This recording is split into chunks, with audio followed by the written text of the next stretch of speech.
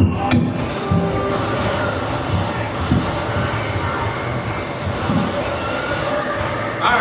so the mic stand that does not come up to my chin. Yeah, I always love these open mic venues. These are basically comedy clubs on a budget, so. And no one's even paying attention to me, so I guess I can just say whatever the heck I want and no one gives a darn, right? Nope. America! Alright, so, as you know, not only am I a stand-up comedian, I'm also a ventriloquist. And tonight, I brought a new character that I have not brought here before, and if we had a larger crowd, this would be the part where I would say that this is going to be a puppet audition, where I would have him tell a few jokes, and then you guys would, you know, give me your honest opinion as to whether or not you think he's funny or not. But since we don't really have that big of a crowd in the audience tonight, it's like, you know what? We're not worthy? The host is heckling me, man! Alright, so since the audience is over here, I guess I better focus my attention over here, right? Oh, we finally got an audience! We finally got an audience! Alright, give me a minute. I need to adjust the camera. Yeah. It's like pressing the reset button on your video game console. Or did I say console? It's console. Oh boy, I'm not doing well tonight. Yeah, I'm gonna edit this.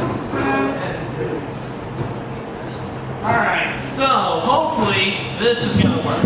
Alright, so for those of you who didn't know, you just stepped into a comedy show! Yeah! You guys ready for some comedy? Alright, so as I was saying, not only am I a stand-up comedian, I'm also a ventriloquist.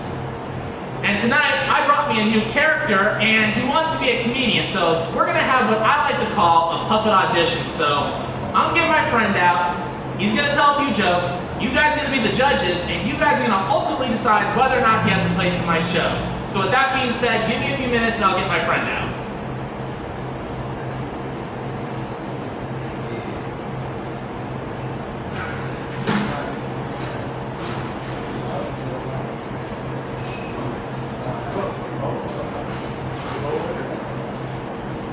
Okay, so this is my friend Jon Meacham. He is the canon historian of the Washington National Cathedral, which is in Washington, D.C., of course. No doubt. Yeah, but he also wants to be a comedian, so this is what we're going to do.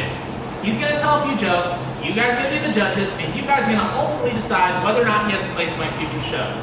So with that being said, Mr. Meacham, are you ready? Mm-hmm. All right, the floor is all yours. Why couldn't the 9-year-old see the pirate movie? It was rated R. Arr, makes it. He gets it. What did the vampire and the snowman name their first child? Frostbite. Is this thing on? Frostbite. Good, it's on. How many psychiatrists does it take to change a light bulb? 1. The light bulb has to really want to change. If you guys could put your phones down for a few minutes and pay attention to my jokes, maybe you guys would be laughing. How many feminists does it take to change a light bulb? 17. Don't even go there. Happy wife means happy life. Oh, he's shaking his head. Like I said, don't even go there. Why was our first president always so clean? Because it was always Washington. Nothing? No? Just proud, just proud. Who is the worst person in the world? My mother-in-law. I got some laughs. What's another name for a very weird guy? Vance Dykes. Clear enough. I think it's painfully obvious that they really don't like your jokes. Oh, really? And that's my fault. You know what, John? I think you've had your turn. Why don't you let me take care of the rest? Okay, so you guys obviously didn't like the puppets, so yeah. The thing is, you guys weren't paying attention at all, so maybe if I tell some jokes, maybe you guys will pay attention, right? Alright. I have a friend named Ferris. I call him Ferris Wheel, which is my way of saying I want to ride him. I love Ferris, man. You know, he's a real funny comedian. You know, he's the only Muslim I know who can hijack a plane, crash into a building, and joke about it the next day. He never forgets. Needless to say, he did not get his 72 virgins. That means he's stuck with me.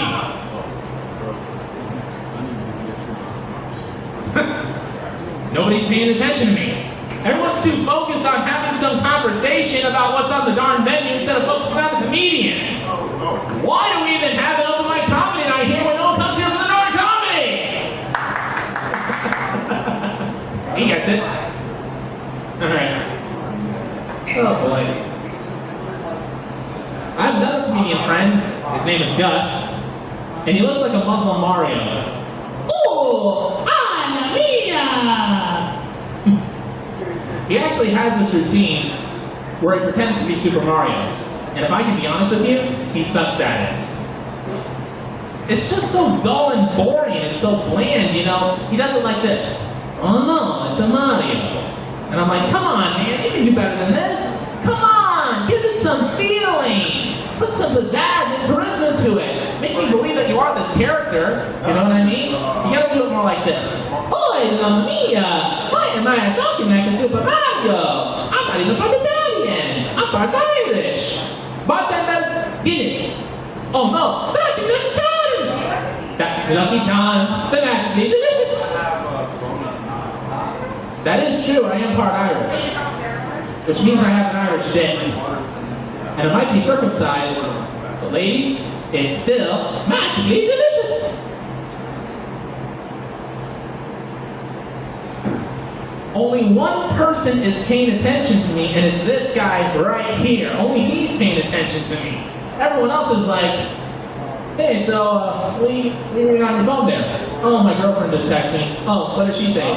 Well, she said that, you know, I better get my butt back home, or I'm sleeping on the couch tonight.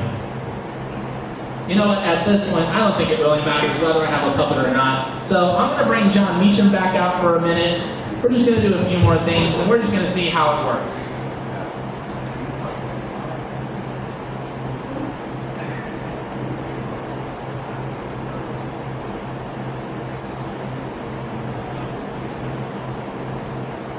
So, John and I have been working on a new joke, so we want to try it out for you guys and see what you guys think. As if you guys were really paying attention at all. Alright, so, hey John, don't you wish you had all the money in the world? Okay, I screwed that joke up. No. How does it go again? It goes like this. Hey John, don't you wish you had all the money you wanted? Right. Alright, let's do it. Hey John, don't you wish you had all the money you wanted? I wish I had all the money the IRS wanted. We can make that joke, you know, because tax season's over. Until next year. Yeah, ain't that the truth. So, I just got here from Washington, D.C., and ladies and gentlemen, my fellow Americans, I think it's time for you to know the truth. There's a monster in the White House, and his name is Donald Trump. Of course. Who else would it be? Oh, I'm sorry, Vance, I forgot. You're a proud Trump supporter. You're darn right I'm a proud Trump supporter! You know what? Look, in this country we have freedom of speech, which comes from freedom of thought. You know, we're all entitled to our opinions, and you know what? I don't care who says what. I think Donald Trump is the best president that we've ever had. No, he's not. Yes, he is. No, he's not. Yes, he is. No, he's not. Yes, he is. No, he's not. Don't get you want to take this outside! What an irrational hillbilly. Really? Vance is a hillbilly.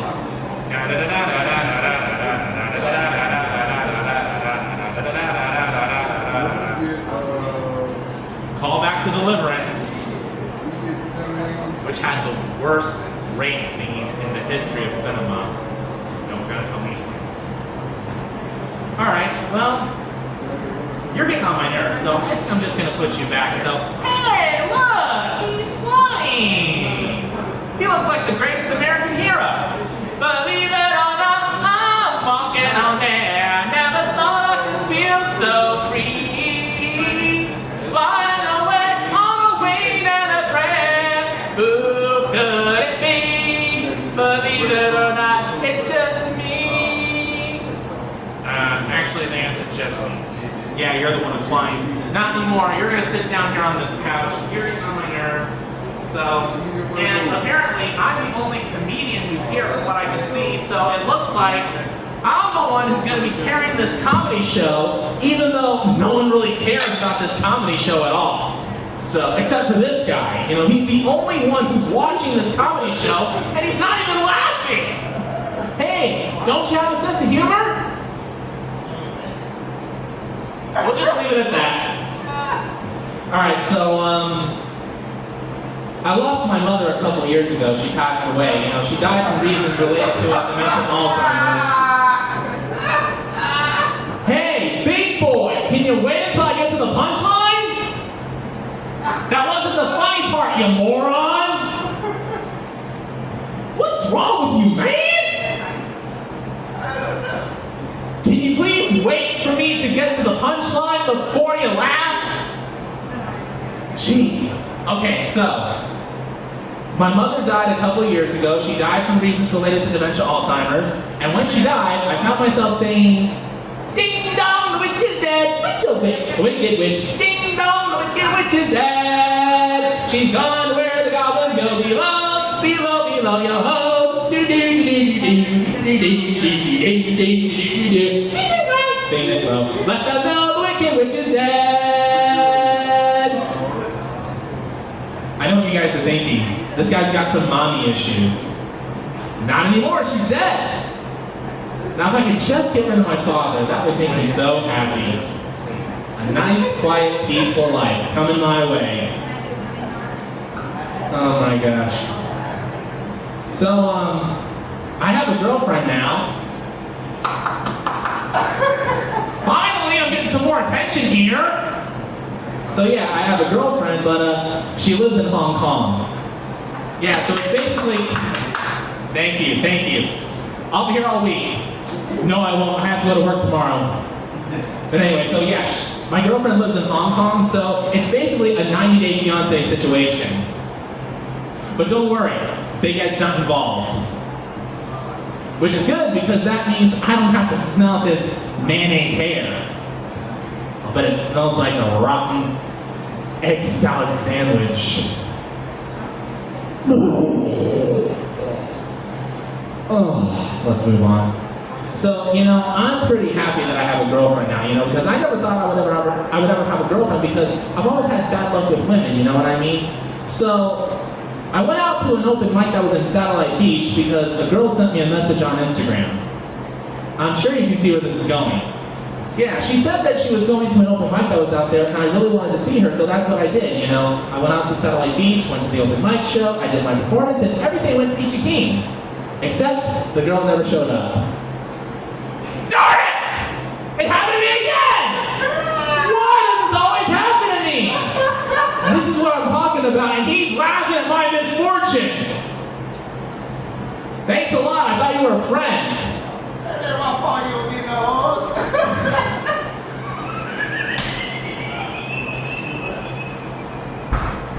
I'm about to pass out for blood loss. So anyway, this is something that just, it always seems to happen to me, is that, you know, I always felt like I was cursed, you know, because I had bad luck with women. You know, when I was in college, in my college algebra class, there was this beautiful young lady who sat next to me. I'm going to call her Daria. And I thought she was cute and beautiful, and I wanted to ask her out on a date, and that's what I did. I said, would you like to go out sometime? She said yes, and she gave me her phone number. A couple of days later, I sent her a text message. Hi, Daria. This was the first message that I received. Who is this? I thought maybe that she was so busy that she thought she forgot about me. So I sent her another text message, and I said, This is Vance. This is the message I received. This is Daria's boyfriend. Who is Vance? You ever had that moment where your heart stops beating and your body is shivering like you're sitting in an igloo naked? That's how I felt at that moment. I deleted that message and I deleted that number. I wanted nothing to do with that drama, you know? Like I said, I always have bad luck with women. And you know, I always thought that one of these days I would be on a yacht somewhere, you know, celebrating a friend's birthday, and we would be having champagne, and in the middle of the party, I would say, I better not have any more. I'm just one sip away from kissing any woman in sight. And then in the background, I would hear a loud splash. And then I would hear some guy shout, "My sister just jumped overboard!" Well, of course that would happen. Why would that not happen? That is just so typical to happen. My friends would try and convince me, Vance, it was just a coincidence. So, bull crap, it was just a coincidence. Dude, face it, I'm cursed, okay? I have bad luck with women. You know, always had and always will. You know, I'm never gonna meet the right woman. I'm never gonna get married. I'm gonna spend the rest of my life being single and celibate. You know, I might as well just get myself castrated and join a Catholic religious order. Maybe the Society of Jesus. I could see myself as a Jesuit priest. Why not? People call me a pedophile anyway. Okay, this was by far the worst comedy show I've ever done, and I don't know how much storage I have left on my phone, so we're just going to end it on this. You know, you guys have been a very terrible audience, but before we go, just one more word from Jon Meacham.